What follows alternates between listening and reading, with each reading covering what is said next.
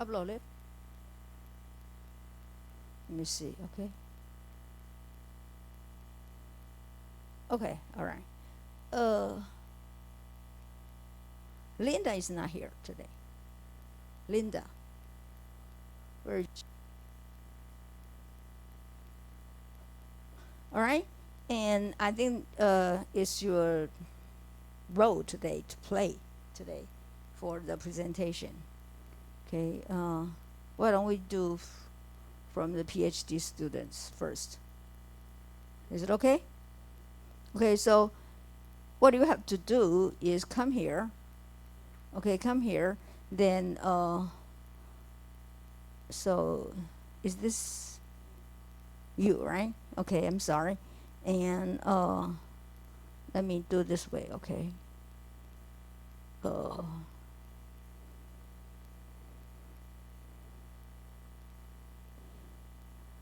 I'll download it. What do you upload it? I mean the file. Okay, then you can go come here and just do the presentation according to what you have from the homework. Okay? So this is your file, right? You can just show us and explain it. What you have done here. Okay, sure. Thank you.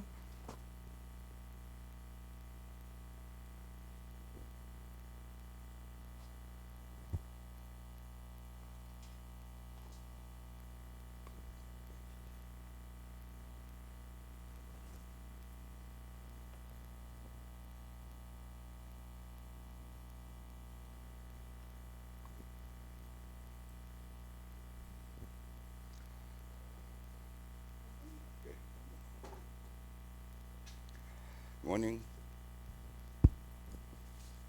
morning, Prof. Morning, everyone.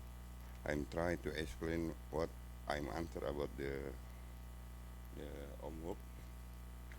The number two. Yes. More.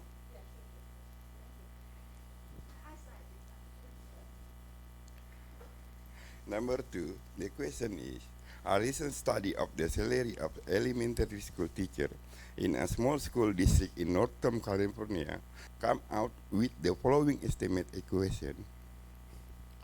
And then we know the answer.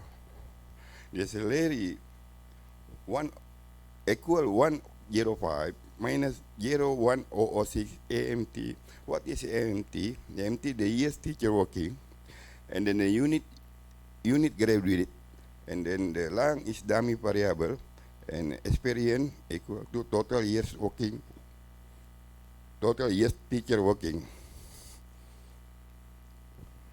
We know the result is, how about the AMP? The is null is accepted because under zero, and then the unit is rejected because over zero, more than zero, and then the lang is not accepted because same like unit and experience as well. And then number B, what is the function form of the equation? We see that this one, the salary depend on the unit and the unit and experience. If the experience total years is more higher, it means the salary become higher.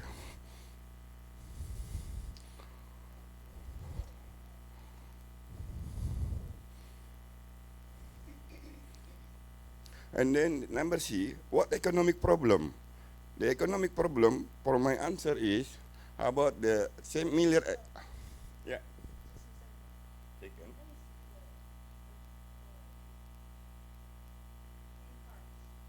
A part, this one? Yeah.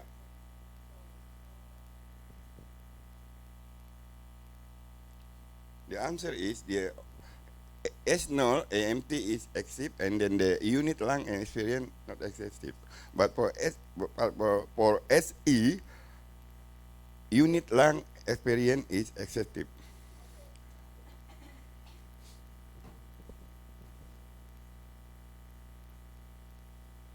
Excuse, excuse me, I need to interrupt a little bit, okay? Uh, this one, Yeah. accept or accept, okay? This is talking about which hypothesis? What hypothesis, alternative or null hypothesis? The hypothesis. When you say accept Yeah. or do not accept, Yeah, for hypothesis is null, AMP is accepted. I know. Yeah. What I mean is accept alternative hypothesis. Yeah. Okay, and this one is not accept. Not accept. Yeah, for SA, AMP not accept. Okay, Yeah. not accept Yeah. alternative hypothesis. Okay, I like to really modify Yes. the words here. Yeah. Okay, usually we say reject the null hypothesis. Oh, I see, bro. Thank you. Okay, reject the null hypothesis. Yeah. When we make our conclusion, Yes. first of all, you have to say reject the null hypothesis. Okay? Yeah, If you reject the null hypothesis, means that you can accept alternative. I think there's no problem with it. Yeah. Okay? Then if you do not Yeah. do not reject the null hypothesis. Okay? So we never say not accept Yeah. alternative Yeah. hypothesis. Thank you from the. Okay? Yeah. I think the wording here is important. Yeah. Yeah. Just say do not reject the null hypothesis. I will repeat Okay, Okay. all right. because I got this one when. So I we was- never say this one accept. Yeah. Not rejected. Okay? Okay, bro. All right?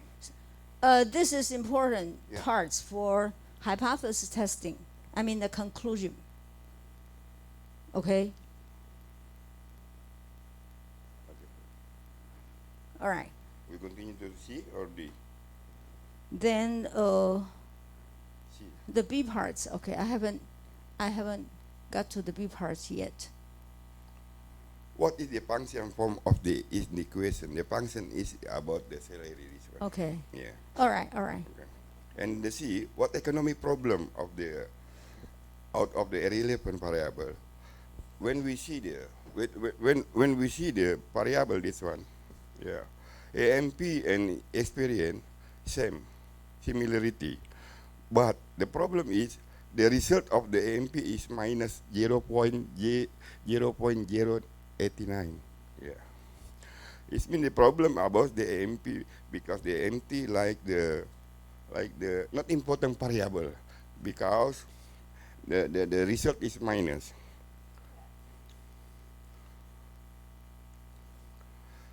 Suppose that you are told that the simple correlation coefficient between AMP and experience is 0.90. What the PIF for AMP and XAP are both just very 5/5. Based on the correlation coefficient between AMP and experience as well, PIF that have correlation and multicollinearity that spot by statement before. I don't change my answer even AMP over 5 and 0.9. Number E, what remedy for the problem you identify in part D do you recommend? I do recommend that omitted, we have to skip the AMP because the AMP variable is not important variable and the stable variable. AMP and XP is redundant variable. For that, I have to omit it, one variable. Therefore, I do prefer to use equation 8.22 because why? We see this one. Yeah, they have 4 variable, and then the R square is 0.866, and then without AMP, the R square is increased.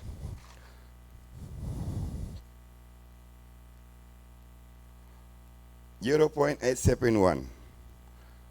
It means I'm choose equation 8.22.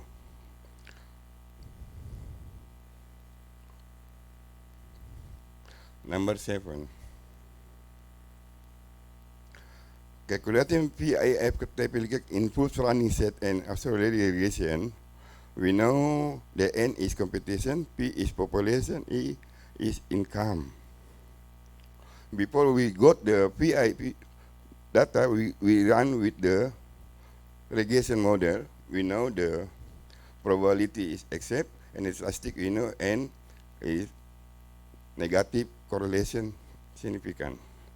And then we know the PIF N 2.3, P 2.49, and I 1.18. There is no heteroscedasticity because the PIF arranges between 1 to 10. Same like B,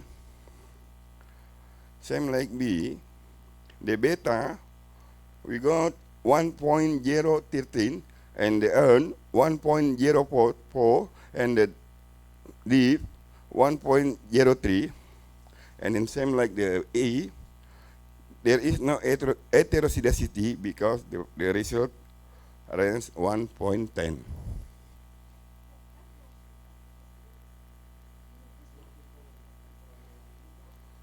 No heteroscedasticity. No. Huh? Yeah. Yeah, I just write. Yeah, mistypo. And then the C. This is confusing. I'm trying to answer. The IF for X equation where X1 and X2 are totally only independent variable given X2 is 3.8. What I know, but for the two variable, X1 same like X2, it means the point 3.8. And then the answer still runs 1 and 10. Yes, sorry.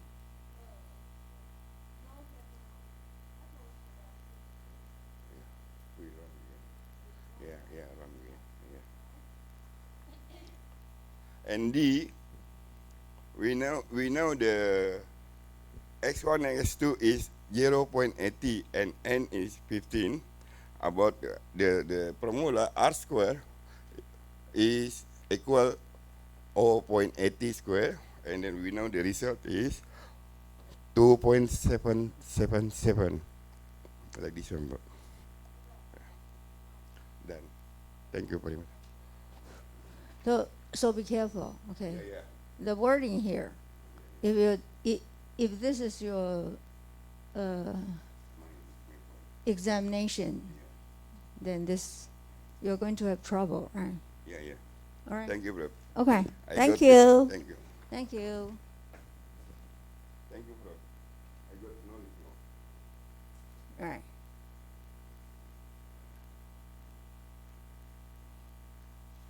Okay, then alien.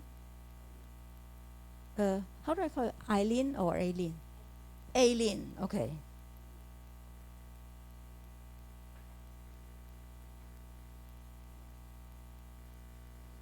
Okay, it's your turn.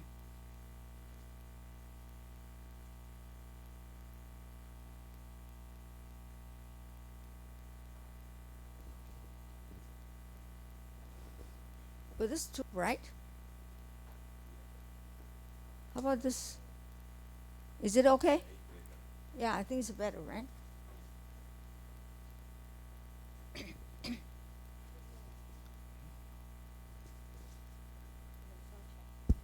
Yeah. We have similar results. So for question number 2,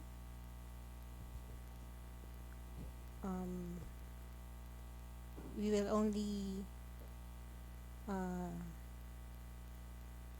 because EMP is less than the t-score of 1.725, we will accept the null hypothesis and reject the alternative hypothesis. And then because unit language and experience are all greater than the t-statistic of 1.725, we reject the null hypothesis and accept the alternative hypothesis. The equation wants to explain the effects of the independent variables EMP, unit, lang, and experience on salary. It shows that EMP has a negative effect on salary, and the independent variables of unit, lang, and EXP have positive effect.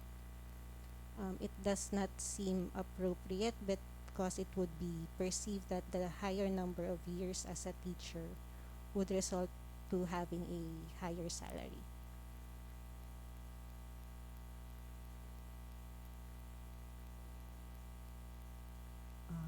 There's a, for question C, I think that there's a problem of multicollinearity because of the negative and insignificant effect of the independent variable EMP. EMP may be omitted because when we omit EMP in equation 8.22, the t-score of experience increases to 8.65 from 4.97 in equation 8.21. Wait, you know, when you answer the C parts, okay, you haven't done the equation Equation, yes. 8.22 yet. Yep. Okay, so I think you need to To just revise. mention you suspect Okay. there are highly correlation between the EMP and EXP. Okay, All right? noted. Thank Alright. you. For the next question, if we change the correlation coefficients and VIF, this would not result in changing the answer in part C, because the variables of EMP and EXP may be considered as redundant variables. We could omit the independent variable of EMP because of its negative and insignificant effect on salary.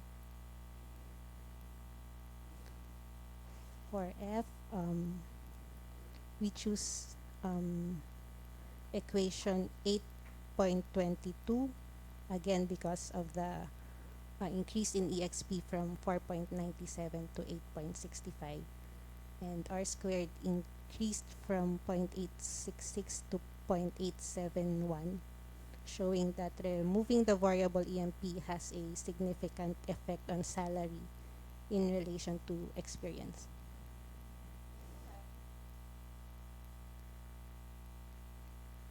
For question exercise 7, I think I also used the wordings differently.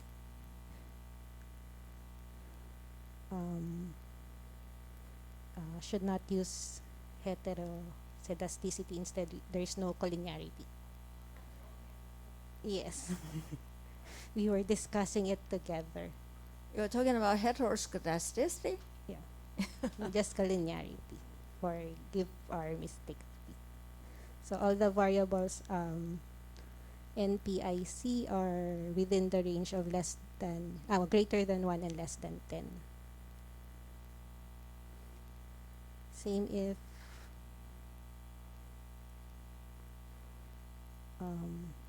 the other next question, the VIF values are also greater than 1 and less than 10. We will delete, just collinearity.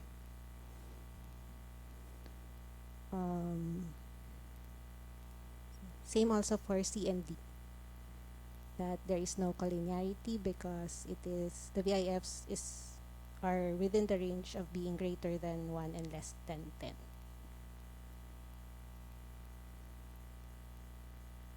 And for the final question, VIF value is 277, being greater than 1 and less than 10, therefore there's no collinearity.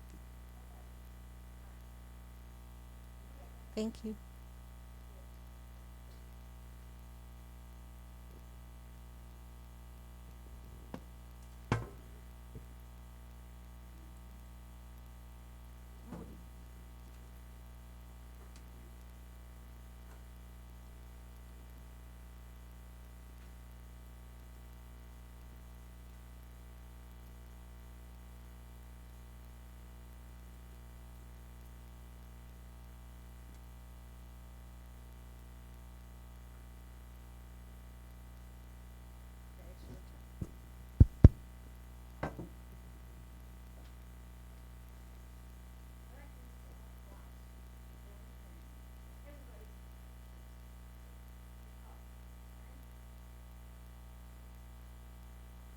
Okay, good morning class and good morning Prof. Thank you for time to present it, my homework, my assessment. Uh, in this time we talk about the econometric assessment one, and we have the two number assessment. In when we talk the number 2, I try to compare about the equation 8.2 and 1 and 8.2 and 2, and we can see different about this equation first, and then we can answer the question about the E. Make up test appropriate hypothesis for the coefficient of this equation at 5% level. If we want to know about T table in 5% level, we must to know about the variable independent and dependent. In if we have the formula degree of freedom, n is a sample, 4 is a x variable or independent variable, and 1 is dependent variable. So we can have 20 sample, then we can search the table statistic in level 5% level, and then we can have 1.725, and then we have formula about hypothesis. If the hypothesis null, the less than 0, and then hypothesis alternative more than 0. After that, we can compare about the T-score and T-table. In my answer, sorry, still Indonesia sehingga sorry, I forget to change this. T-score in EMP T-score most less than 1.725. Therefore, support each null and reject hypothesis alternative. Okay. Again, do not say support null hypothesis. Okay, I'll explain it after you all do the presentation. Okay, why the wording of this word is so important. Okay, I'll explain it later. Okay, never say support null hypothesis. Okay. Thank you. And B.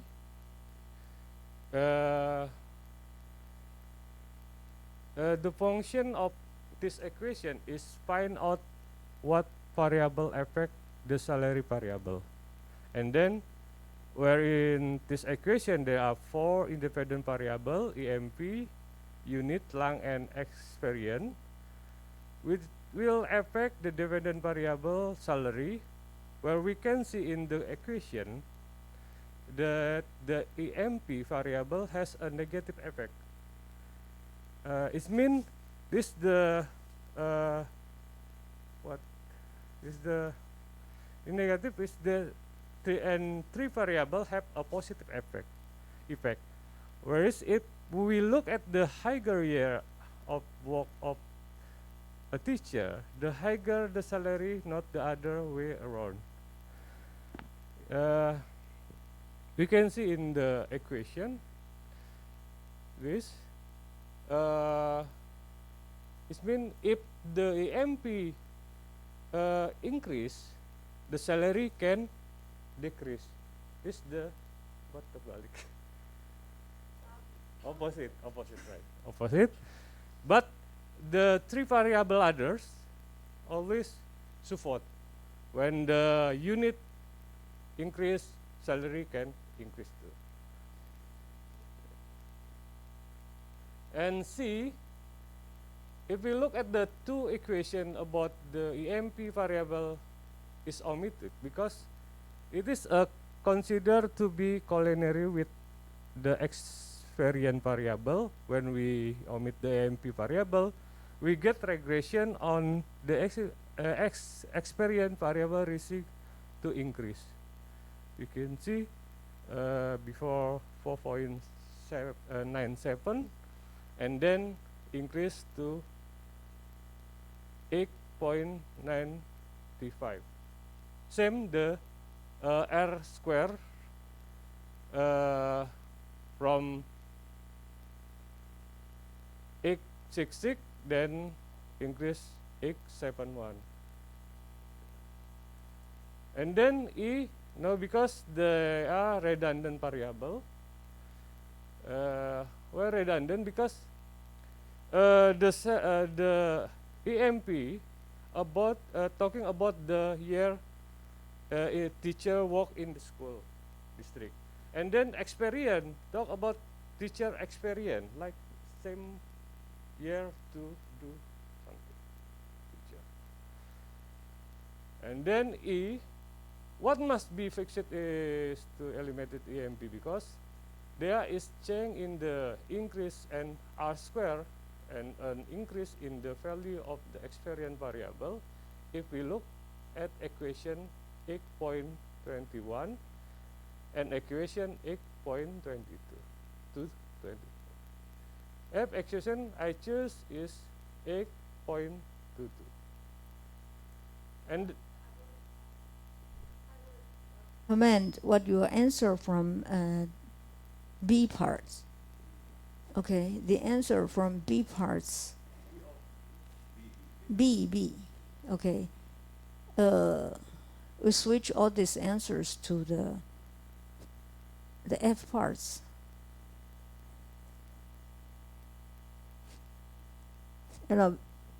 B parts is just ask you what is the functional form of this equation. Does it seem appropriate?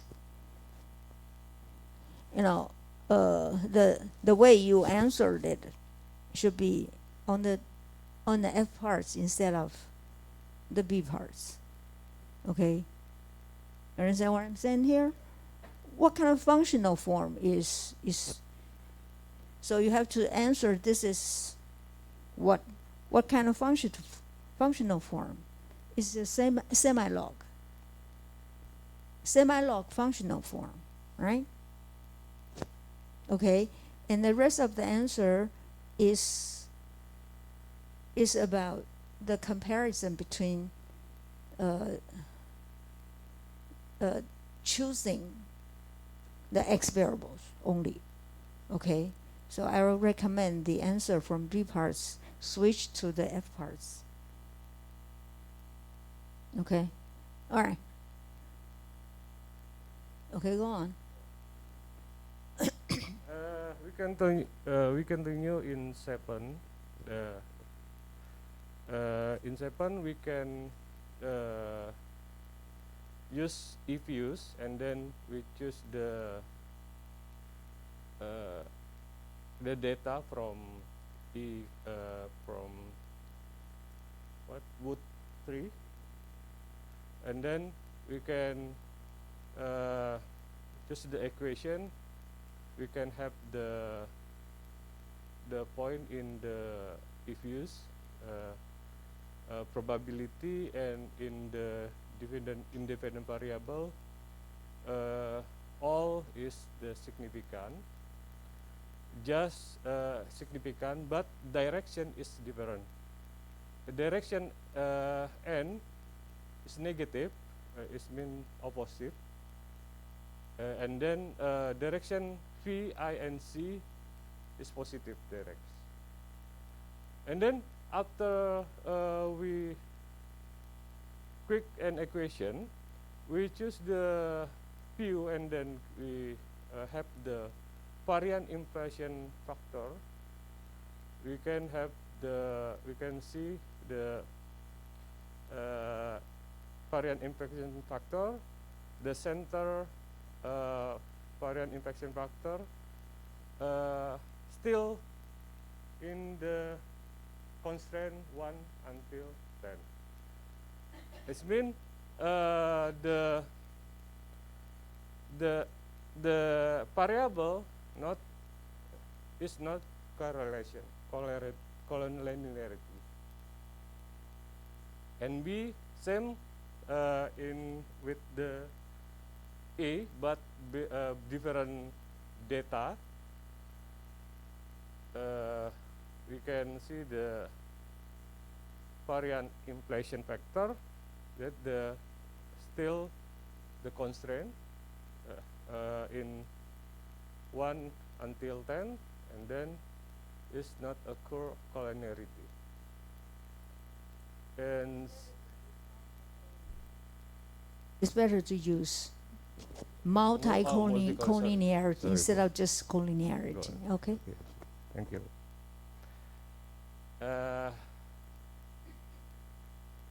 Because same like my friend, because we discussed about this. X1 and X2 are the same. If Y same, we have the metric about X1, X2, 1, 1, and then the same, the equal is, 3.8. And then D, because DAN is Bahasa Indonesia. Bahasa Indonesia. I mean, done. DAN is Bahasa Indonesia, right?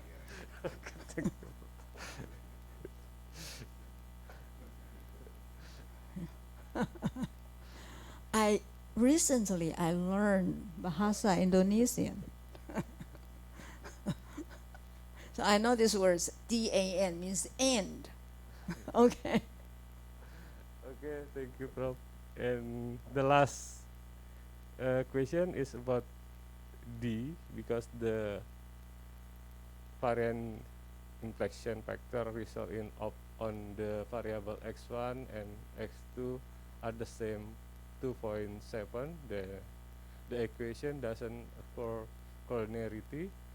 We can search the variant inflector factor we can have 2.7. Okay, thank you, Prof. Thank you, friend. Okay.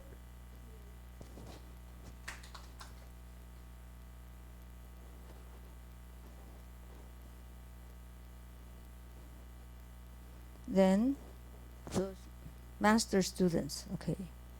So Esther, would you like to go do the first? You want to do the first?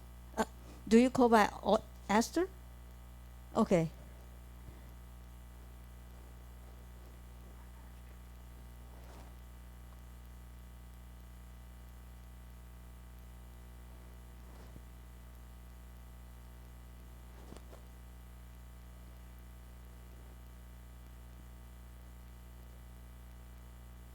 Okay.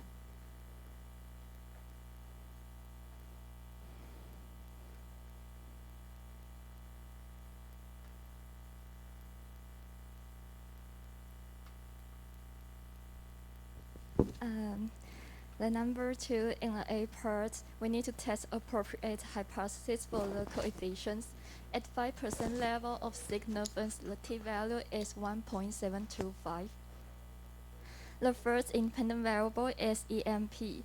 The null hypothesis is beta 1 less than or equal to 0. The alternative hypothesis is beta 1 more than 0. The t-value is negative 0.98. It is less than 1.725, so there is not enough evidence to reject the null hypothesis. The second independent variable is unit. The null hypothesis is beta 2 less than or equal to 0. the alternative hypothesis is beta 2 more than 0. The t-value is 2.39. It is more than 1.725, so there is enough evidence to reject the null hypothesis. Next one, the independent variable is LANG. The null hypothesis is beta 3 is less than or equal to 0. The alternative hypothesis is beta 3 more than 0. The t-value is 2.08. It is more than 1.725, so there is enough evidence to reject the null hypothesis. The finally independent variable is ASP. The null hypothesis is beta 4 is less than or equal to 0. The alternative hypothesis is beta 4 more than 0. The t-value is 4.97. It is more than 1.725, so there is enough evidence to reject the null hypothesis. The B part is sum-log left is an appropriate functional form for an equation with salary as the dependent variables. Because salaries often increase in percentage terms when an independent variable increases by 1 unit. In the C part, it is likely that EMP and ASP are redundant and are causing multicollinearity because in essay they measure the same thing. In the D part, I don't change my answer to part C because according to the description, it can surpass to our opinion that EMP and ASP are redundant.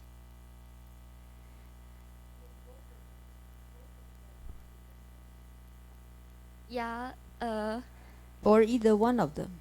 either one of them. Yeah, either one, not both of them, right? Right. Okay. Okay. So next one, if there is no specific explanation, we would drop EMP because ASP includes EMP. In the F part, we need to use our four specification criteria to decide whether equation you prefer. So the first one, theory. EMP clearly has a theoretically strong impact on theory, but EMP and ASP are redundant, so we should keep only one. The t-test for EMP, the variable's estimate coefficient is insignificant in the unexpected duration. Okay, excuse me. I think I will recommend you saying that AMP and EXP are multicollinearity, and either one of them are redundant, so we should keep one. Yeah. One only. Yeah. Okay. Okay, so next one, the R square. When the variable is dropped from the equation, the R square rises from 0.860 to 0.871. The finally bias. I can calculate the standard of error and find the coefficient of ASP whether changed by more than a standard error or not. But in this part, I don't know how to calculate the standard of error. So in brief, it supports the conclusion that they are redundant and EMP should be removed. We prefer for equation 8.22 to equation 8.21. Number 7, in A part, I run the data with Gradle so we can know the VIF for N is 2.348, for P is 2.496, for I is 1.181. In the B part, I also run the data in the Gradle, so the data result, the VIF for beta is 1.013, for N is 1.049, for diff is 1.038.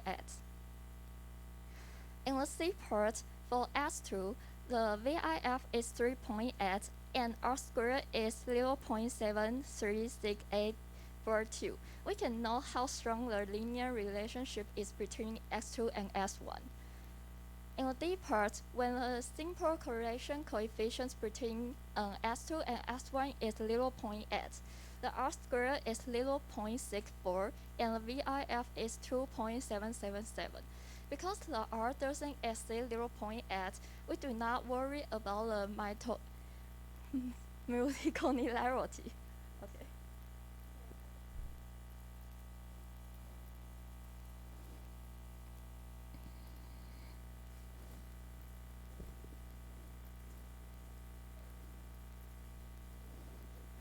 Then, hey, Linda, have you turned in homework? Oh, you did. Let me see. Okay, sure, sure. And next will be Daniel. Okay. Oh, sorry. Sorry. I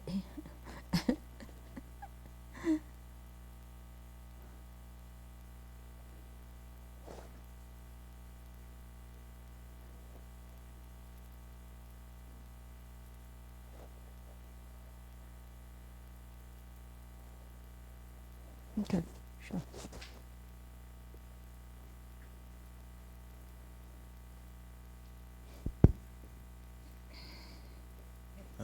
So we have the equation, and uh, as I expect, like this is the equation, and we expect the signs for all of them. The first one is the years that the teacher has worked in the school. So basically, the more the longer he work or she work, will have the higher salary. So I expect it to be positive. And the next one is the unit that he or she did in the school. Uh, the more they are did, we expect that the more salary they will have. So it's also positive. And this the language is like he or she speak more than 2 languages. So we also expect that is positive to the salary and the experience too. So basically, we expected them like all positive. And in the T testing, we have the degree of freedom is 20. So we found that the T value is 1.72. And we make the hypothesis for it. And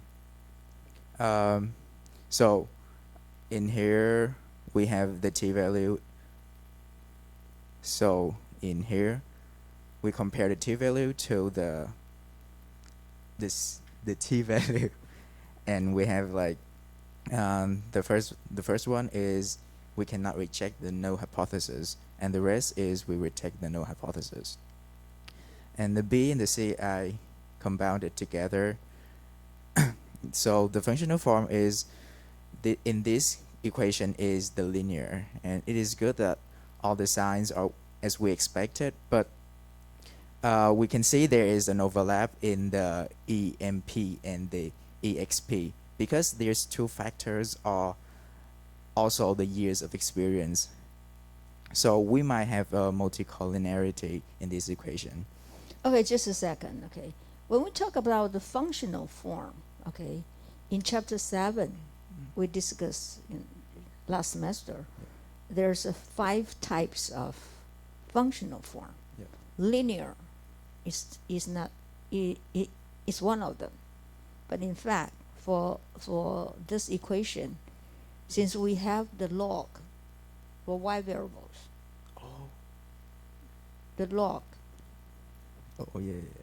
okay, so it is not a linear, and all the x variables are in the level form, so we call this semi-log as in y variable side. Okay, Okay. so it's not linear. All right, go on. And next one is correlation. So if correlation coefficient between EMP and the EXP is 0.89 and the VS for EMP and EXP are both just barely over 5, it is enough to prove that there is a multicollinearity happen in this equation, because when correlation is more than 0.8 or VIF is more than 5, it means that multicollinearity is happen. And remedy, so personally, I would use ESB over EMP because ESB is already included EMP in it. So in the F question, when we drop the EMP, we have this equation And personally, I think this is better because the t value didn't change much of the other units, while the exp the t value is significantly increased. And the question 7, so I run the equation and I found that the VIF for three of the variables in PI, and also with the B1 I add the log and then I found it here. And for the C1, so in an equation with exactly 2 independent variables, the 2 oscillarity equations will be have identical R square, so which means that 2 of them will have the same VF. And for the D1, actually when I read the book, I couldn't explain it because like in the book it's saying that in an equation the dependent and the independence have to be like, for example, like E equal 1x, so like the R will be equal to the adjusted R square, the R square, but this one we have 2x, so I kind of don't get it much.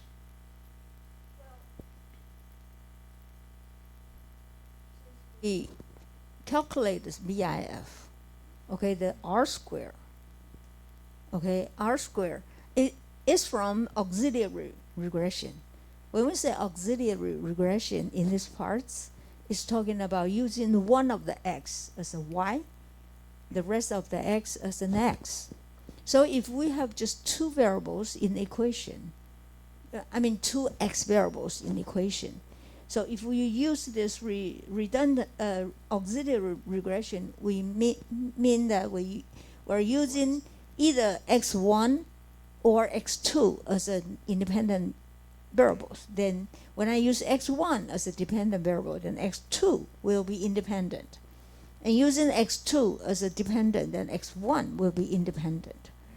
When we run these 2 regressions, since this is just like, the simple linear regression, so the coefficient of determination R square, capital R square, will be exactly equal to the correlations between x1 and x2, then square it. Okay, therefore, we do have the same BIF for individual x1 or x2. And that's why we have the D parts. D parts is talking about the correlation between x1 and x2. And in fact, this is just the capital R square. We calculated from the BIF. Therefore, in D parts, we can just give you the information about the correlation coefficient between x1 and x2. And in other words, the capital R square you are using in the VIF for calculate this is using the smaller R square, which is the correlation coefficient. Understand what I'm saying here? Yes, I'm understand. Yeah, okay. I think the C and D is pretty close related, but at different points of view. So it's a good question. I think it's a good question. Okay, all right.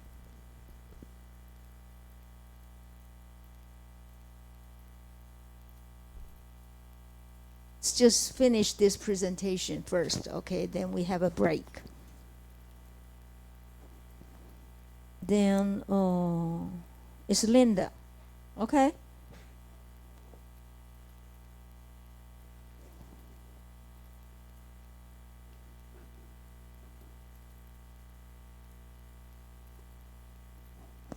Okay. Oh.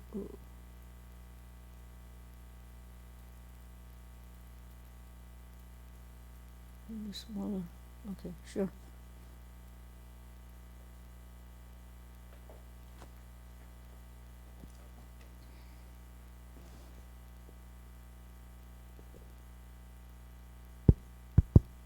And in the first part in there, is in the textbook and I just cover on it. And what I expected is they are all positive.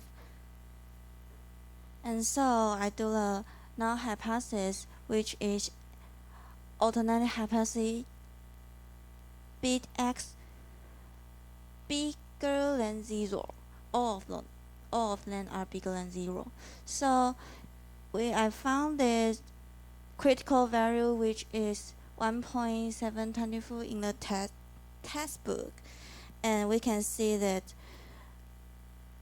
the first part EMP, we do not reject this null hypothesis because the T EMP is smaller than the 1.725, so we do not reject it. And these three parts we can reject is because they are all bigger than 1.725. And the B part, the functional form is similar log in Y, and it is an appropriate. Y is salary it is a dependent variable and x1 is independent variable. When x1 increase by 1 unit, the y will increase in the percentage term. And in the C part, in the result, we can know that it may have omitted variable because they have one. This one is negative and this one is positive, but they are pretty similar. So I guess they may have automatic variable. But in the D part, it gives us the EMP and EXP have a 0.89 VIF. So I changed my mind, so I think the EMP and EXP is the same thing, so I think that they are redundant. It may cause the molecularity.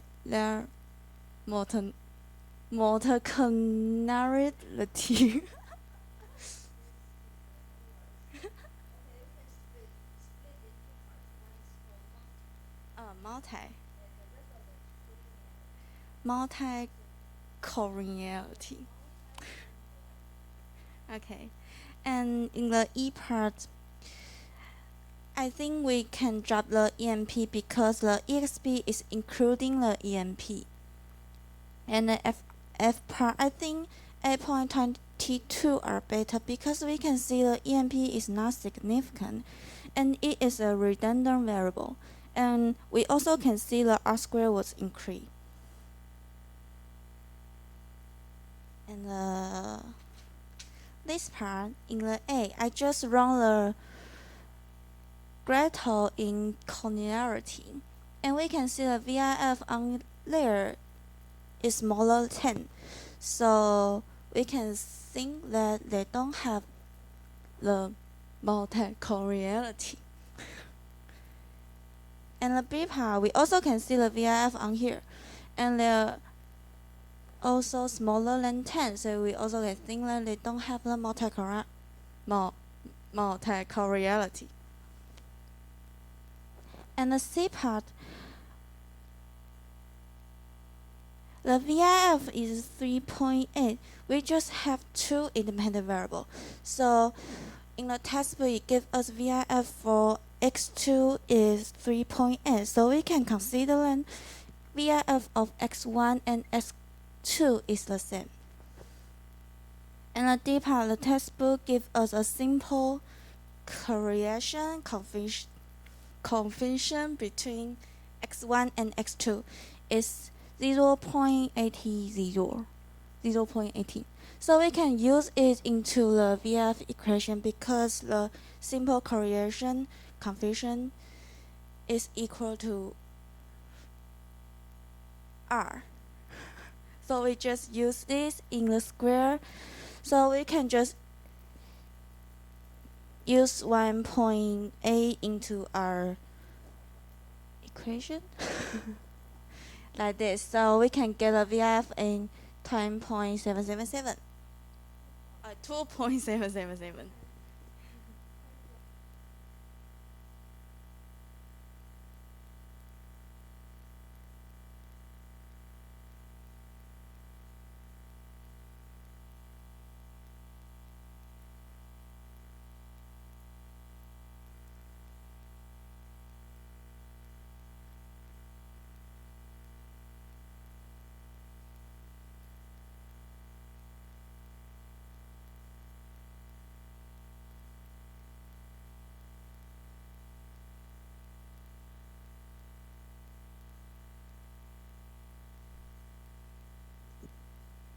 first one I do it in the tablet.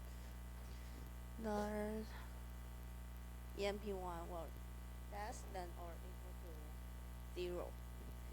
And there will bigger one, bigger than 0. And the t-value is negative 0.098. Oh. And this one, oh, okay.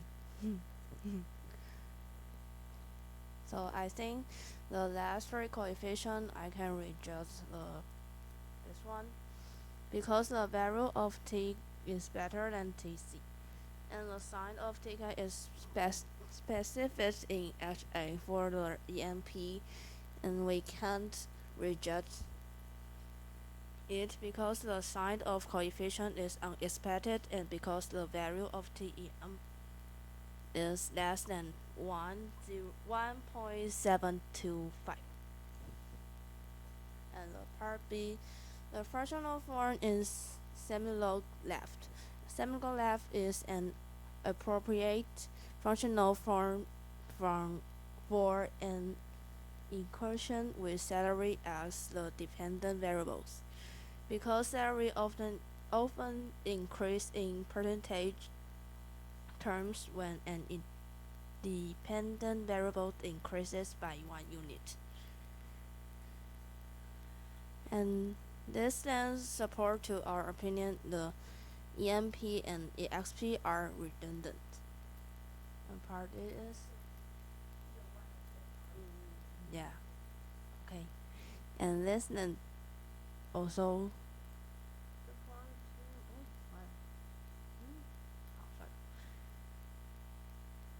and the part is if we know the particular school district did not give credit for teaching experience elsewhere, then it will make sense to drop XP. Without that specific knowledge, however, we drop in MP because XP is included in MP. And we dividing the 3 parts. The first one, AMP clearly has a theoretically strong impact on salary, but EMP and AXP are redundant, so we should keep only one. And in the t-test, the variable's estimate coefficient is insignificant in the unexpected direction.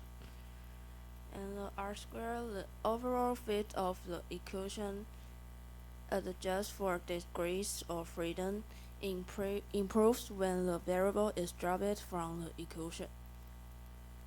And so, even though it might appear that two of specification criteria support keeping EMP in inclusion, in actuality, all four support our conclusion that they are redundant and that EMP should be removed. So as a result, we have a strong preference for equation 8.22 over equation 8.21. And I do the VIF with Gretel. And the will be like this one. And the B part also. And C part will be the same, but I have some question about the D part, so I didn't finish the D part. Okay, so now do you understand it? For the D parts, since the rest of the students are already show how to do it, right? Yes. Okay, all right. Thank you. Thank you.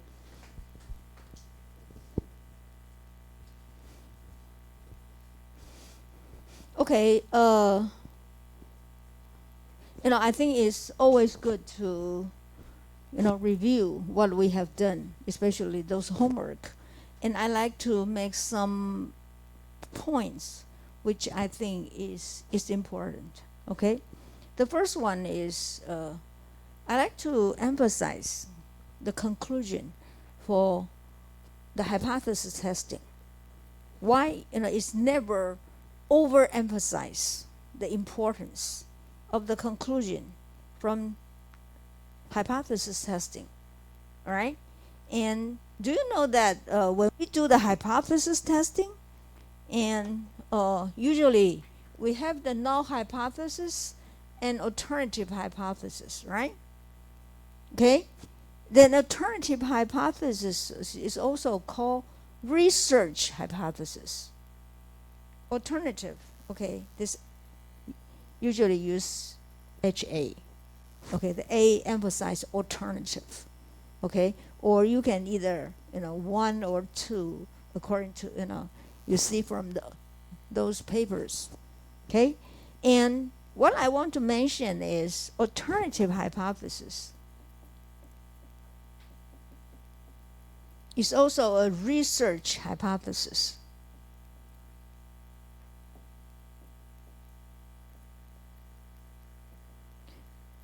So why do we call this a research hypothesis? Means the purpose to prove it, to show the evidence. Okay? So the purpose, the hypothesis testing, usually we put what we expected statements on the alternative hypothesis. So in other words, according to the theory, if you expect it is positive sign, so we will show greater than 0. If you, according to the theory, they do have significant relationship, then we put it as not equal to 0. Okay? So we like to collect all this data to show the evidence of alternative hypothesis, or we call research hypothesis. Therefore, we always make the conclusion about alternative hypothesis. Okay? So the conclusion usually will like this way. Reject null hypothesis, or do not reject null hypothesis. Okay, why can we say accept, or it's not good to say accept? Is these two words equivalent? Is these two words equivalent? If we don't talk about the math or the numbers, by wording, is these two terms equivalent?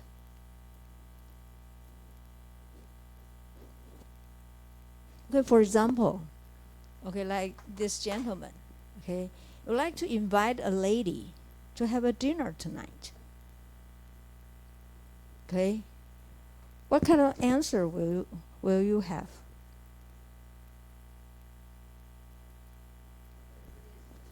Yes or no, right? Okay, what do we mean by yes?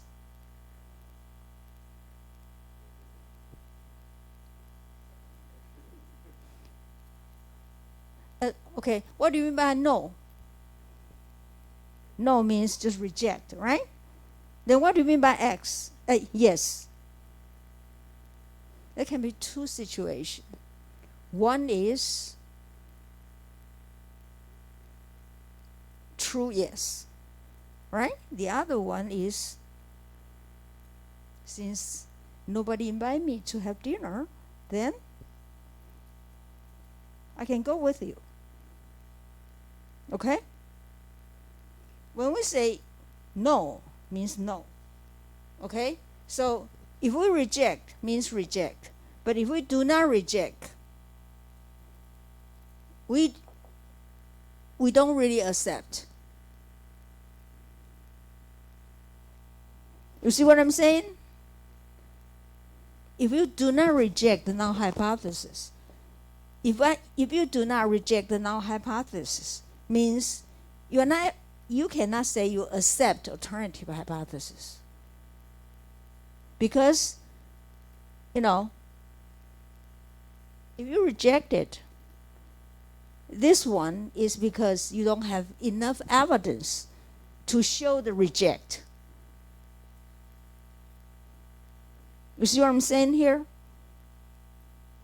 Okay, for example, in the court, it's also like doing the null hypothesis testing. Okay, so like somebody is innocent, right? Okay, and since A is probably they're making made some criminal. Okay, all right, and A, okay, is, how do I say that? Or is innocent. A is innocent. A is guilty. Okay, if you have enough evidence to say A is innocent,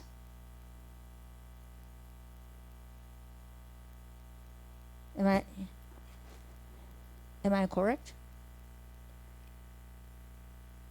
If you okay, usually when we all this, how do you say those kind of person, loyal or attorney, maybe attorney, right? If all this attorney collect the evidence to show A made some criminal, right? Or they do not have enough evidence to show he made a criminal. Okay, do we prove A is innocent? If we have evidence to show, then he is guilty, right? But if we don't have enough evidence to show he is guilty, do we say he is innocent? You see what I'm saying here? So we never say accept null hypothesis, because we are proving, this is research hypothesis. So we are proving alternative hypothesis. Okay? So we never say accept null hypothesis. Accept null hypothesis means we prove it. He is innocent. But what the evidence is want to show, he is guilty. So if we don't have enough evidence to show he is guilty, it doesn't mean that A is innocent. You see what I'm saying here? Does that make sense? This is not that clear cut, especially when we do the hypothesis testing. Okay, we do have type 1 errors, 5% usually, or either 10%, less than 10%. So we still have probability to making the wrong conclusions. You see what I'm saying here? So we never prove null hypothesis. Therefore, I cannot say accept null hypothesis. We just say do not reject null hypothesis. So do not reject null hypothesis means we don't have enough evidence to show this alternative hypothesis, because alternative hypothesis is what we want to prove.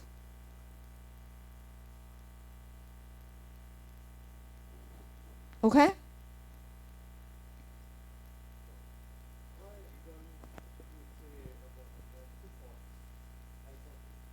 Huh? Super. What do you mean by super? Huh?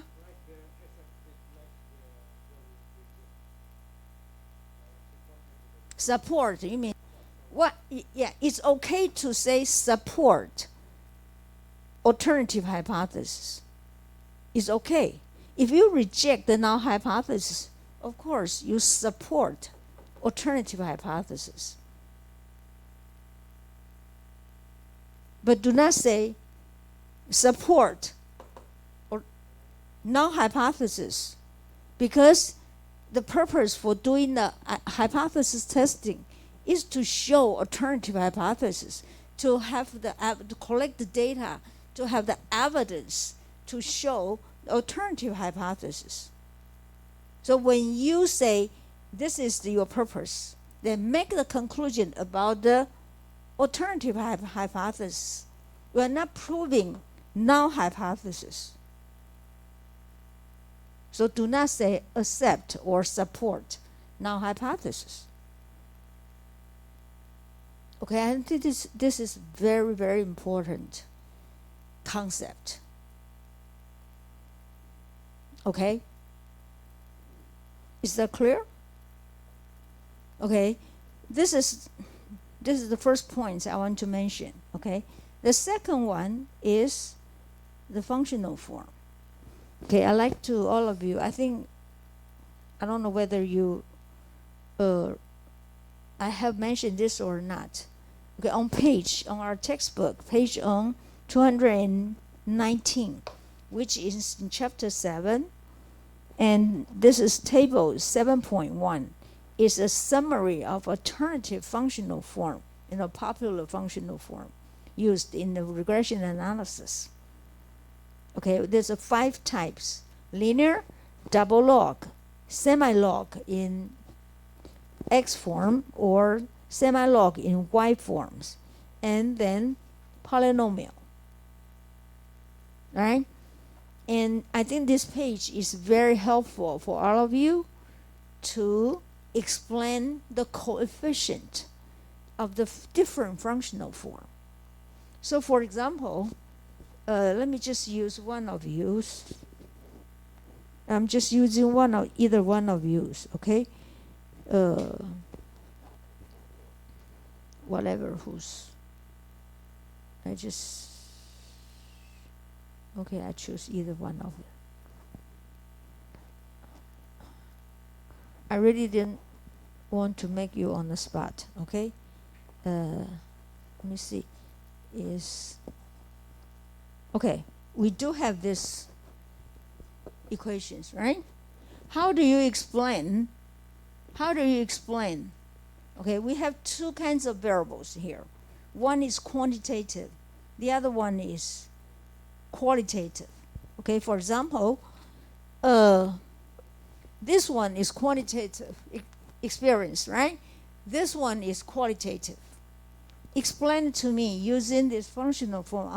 I mean the coefficient. How do you explain the meaning of the coefficient for LANG, variable LANG, and EXP? Anybody?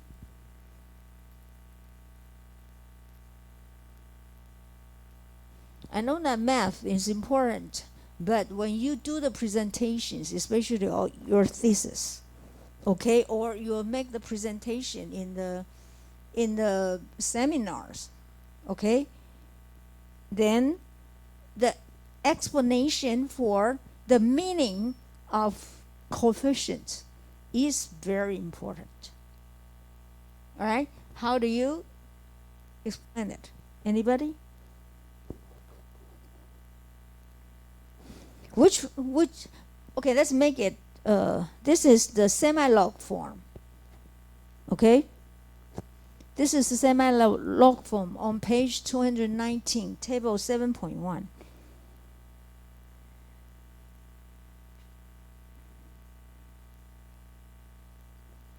Okay, then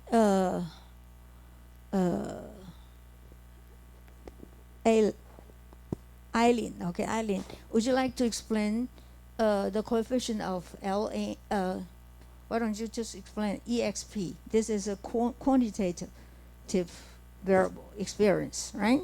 So it's 0.02. How do you explain it?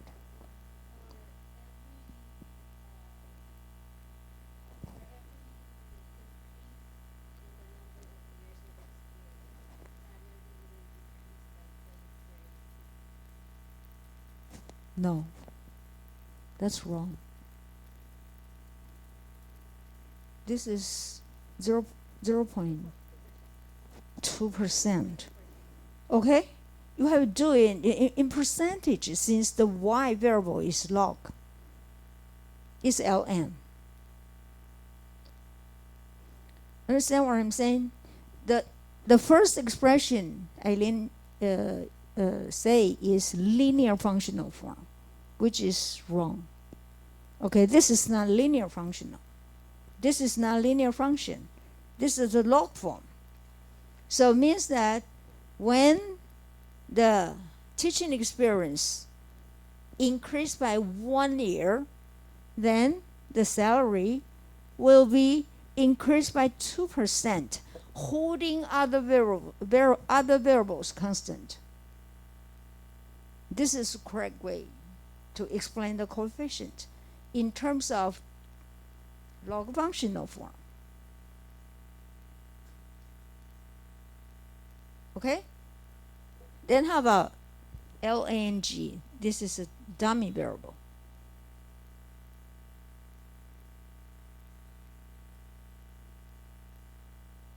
You want to try?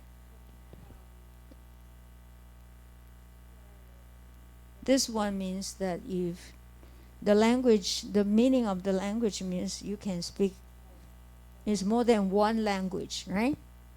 Okay.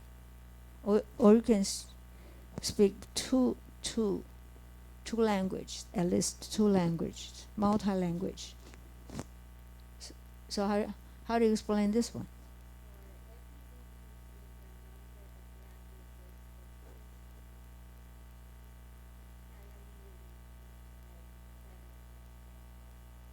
Well, I'm sorry.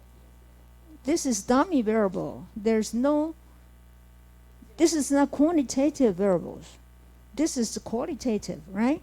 Either 1 or 0. So there's nothing can be increased by measurement unit. There's no measurement unit here. So how do you explain it?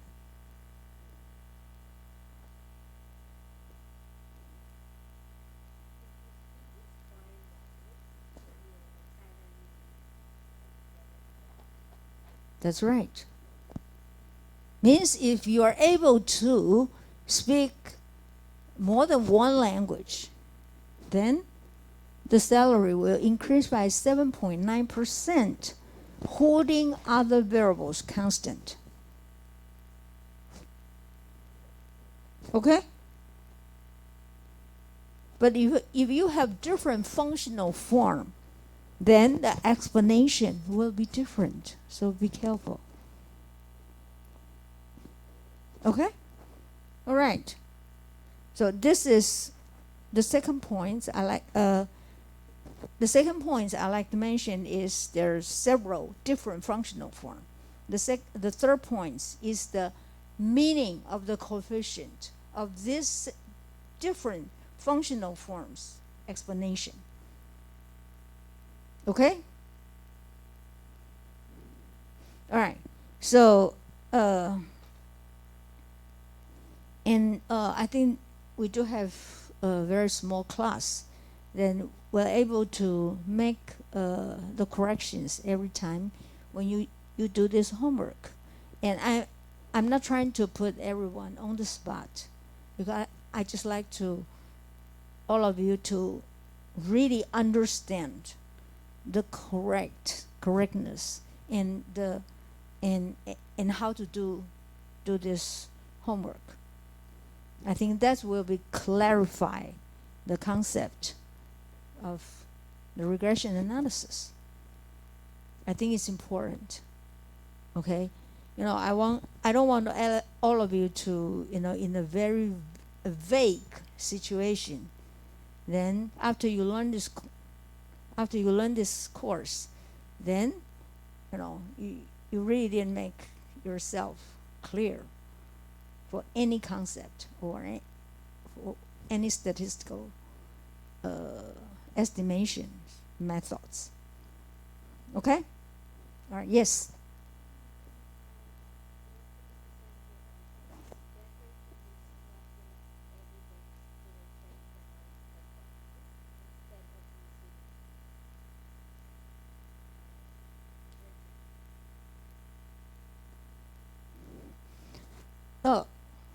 Okay, let me put this way, okay? Always remember that when you make the conclusions, okay, you have to say reject null hypothesis or do not reject null hypothesis. You're starting with these two terms. Reject the null hypothesis or do not reject null hypothesis. Do not use any other words. Okay? And what do we mean by reject null hypothesis? What do we mean by reject null hypothesis? Means there is enough evidence to infer. I think these are good words because we want to make the hypothesis testing to make the conclusion, right? So, mean to infer, then this is what your alternative hypothesis. So means beta 0 greater than 0, for example. Then what do we mean by do not reject null hypothesis? Means there is not enough evidence to refer also the alternative hypothesis. So suppose you have the beta 1 greater than 0, then alternative is less than 0. Okay? So either we reject null hypothesis or do not reject null hypothesis. The statement here to infer is always alternative hypothesis. So never say do not reject null hypothesis. There is an evidence to accept null hypothesis. That's wrong, because all these conclusions should be based on alternative hypothesis, which is the research hypothesis, which is the purpose to show the evidence. Understand what I'm saying here?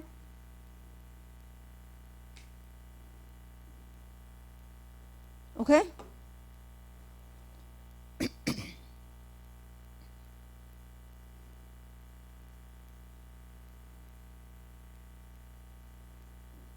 Okay? The difference here is only you get this not enough evidence. And this is enough evidence to show alternative. Not enough evidence to infer alternative. Means do not reject. It doesn't mean the null hypothesis is correct, because we didn't show the evidence of a null hypothesis. We just show the evidence for alternative hypothesis.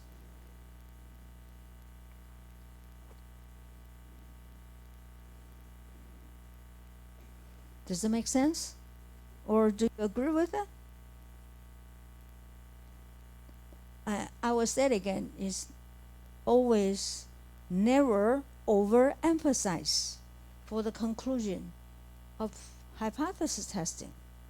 The conclusion is clear cut if you show in this way. Otherwise, it's really confusing. Okay? All right. Okay, good. So this is the first chapter in this semester. Okay? Multicollinearity. Do we start it chapter 10? Have we started? Just only definition? Okay. Let me. So I have showed the 10.1, right? Okay, we haven't talked about the consequences of heteroscedasticity. Do we? Not yet. Okay, let me using this. Okay. Okay, would you? Okay, let me just finish chapter 8. Okay, finish our. It's all right, and let's continue chapter 10, which is the topic is about consequences of heteroscedasticity. Okay, in order to know the consequences, okay, it's better to compare this confidence with multicollinearity, because there's some similar consequences. Okay, so let's put.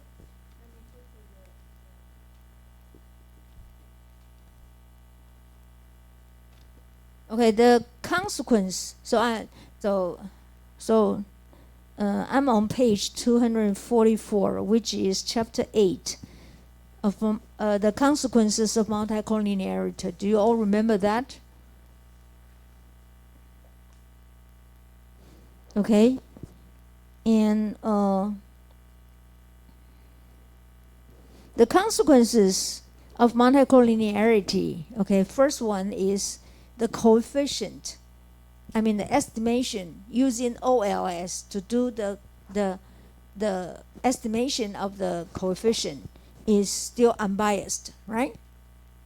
Okay, and the second one, which is I think the important parts, is the second one and the third one. They are all related. Okay, the second one says the standard error of the estimates will inflate, means that increase.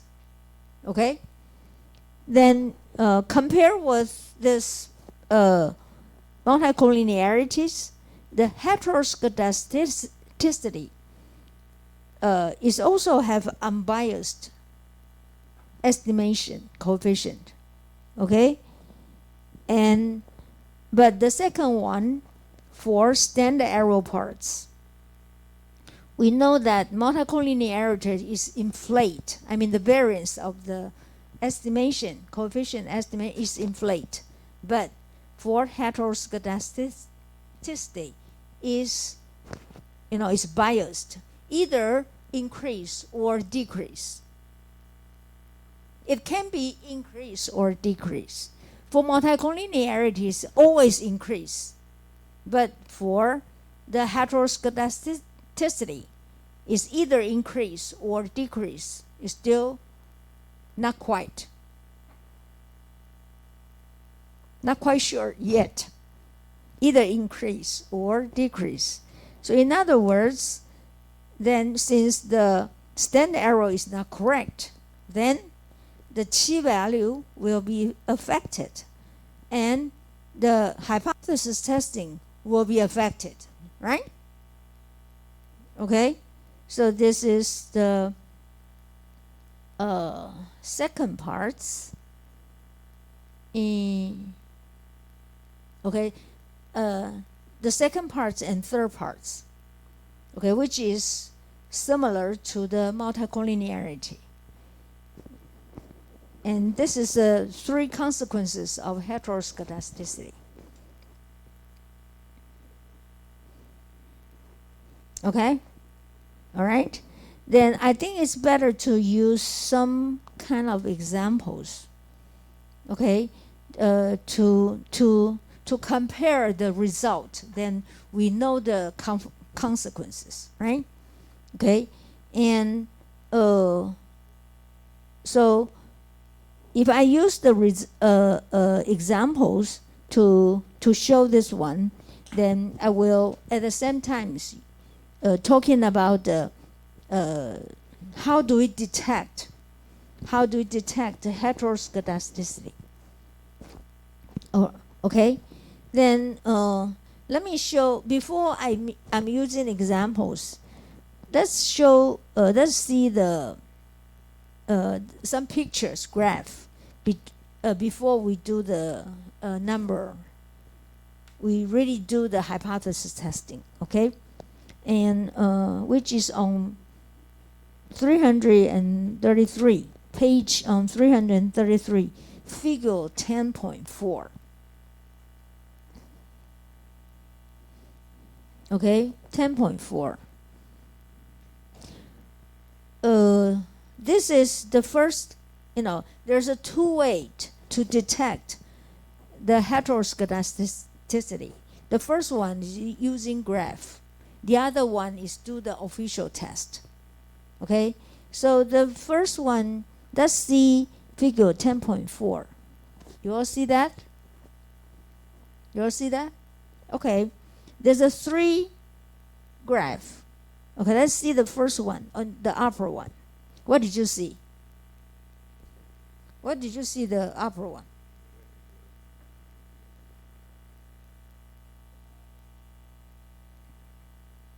Did you see the graph? Which, look at the vertical versus. Vertical axis is what we call the residual. Okay? Then the horizontal is one of the x variables, although they call it z, but you can consider it's an x variable. So if you have the residual plot, this is what we call residual plot. Okay?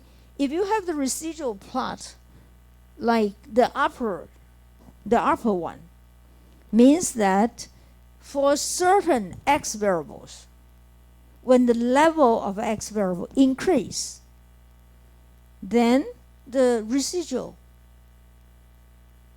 what do we say the residual? According to this chart,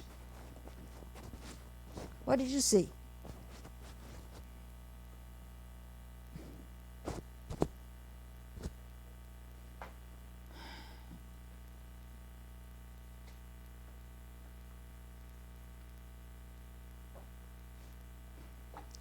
You'll see the diagram like this one.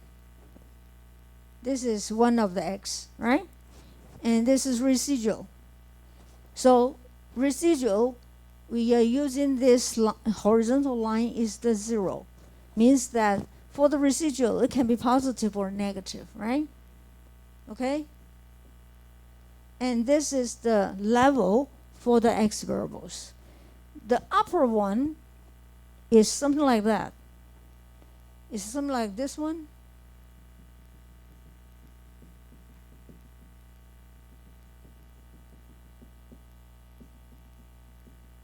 What did you say? When the level of x increase, the variance of the residual increase. Did you see that? You all see that? When the level is like this one, is smaller, changes.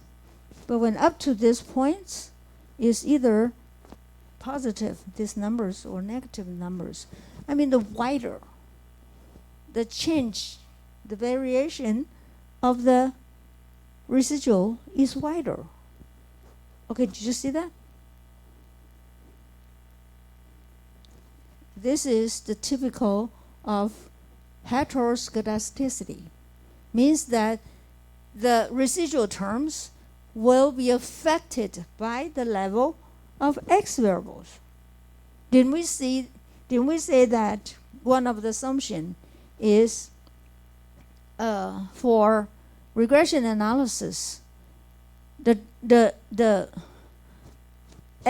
residual, the error terms and x variables are uncorrelated or independent, right?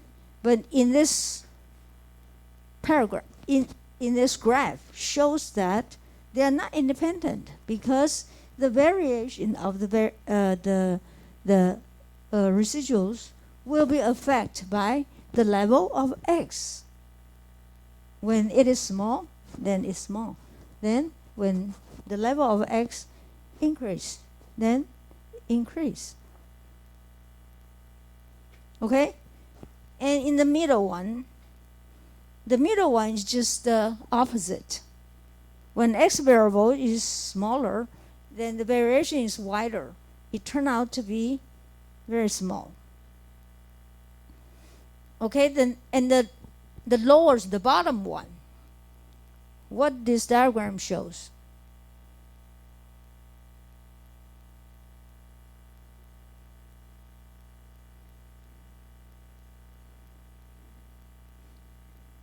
What kind of graph?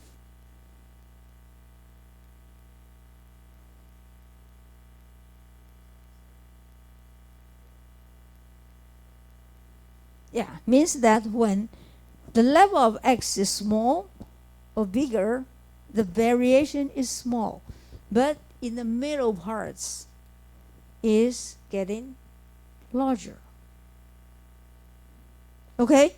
So if you can clearly look at the diagram of the individual x variables with the residuals, then you know you can identify there's a heteroscedasticity of some certain x variables with this model. So it means that this variable causes the heteroscedasticity for the regression models. But in fact,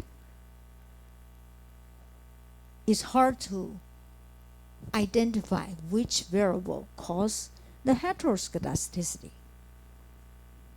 Okay, in theory, you can show, the graph something like this one, and we also can have some examples.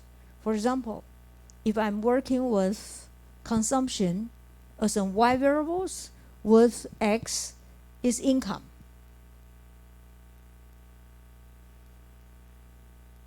Okay, and the consumption is whatever showing. I mean, in the example in our textbook, which one? In chapter 8, we are talking about university students' assumption, right? Consumption, right? This example we are using in chapter 8.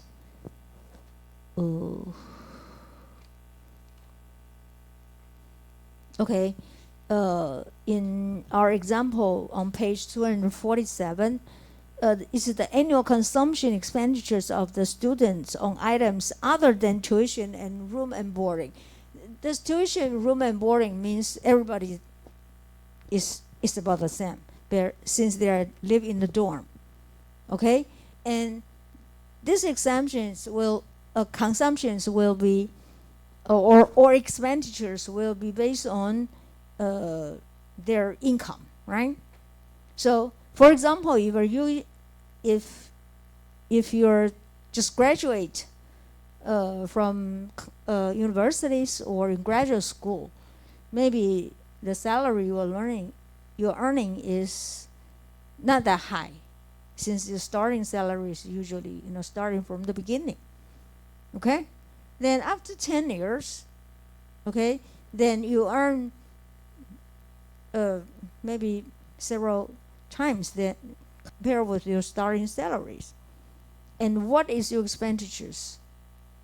Will be getting more complex, since you are you have the ability to buy more things, right? Right? So when the salary, so X is income, when the salary is very small, then the consumption is not that difference. But when you get to the more higher salaries, everybody's consumption behavior will be different. Some still keep very, and some can be very wild. Okay, to do the expenditures.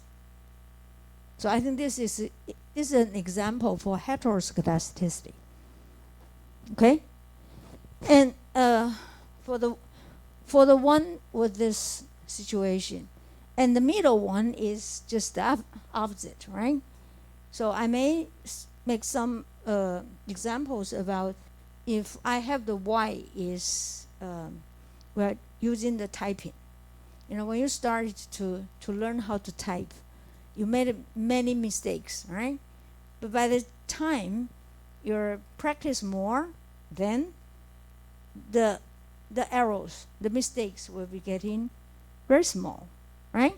So if I can use X as the learning time, and the Y is the mistakes of our typing, those typos, okay, then it will be turned out that your practice in times is small, then the error is bigger. But getting practice more, then the mistakes is getting smaller. Okay?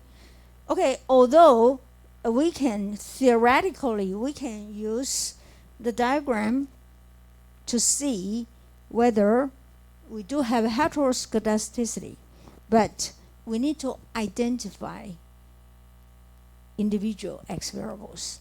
And we need to, if you don't know which one, you need to do it one by one. Okay? So which is tedious. And also, when we do this one, if you are trained students, you know how to read this diagram. If you are not trained students, it's hard to read the diagram. Okay? If you do not have this discipline, then you know how to read this diagram.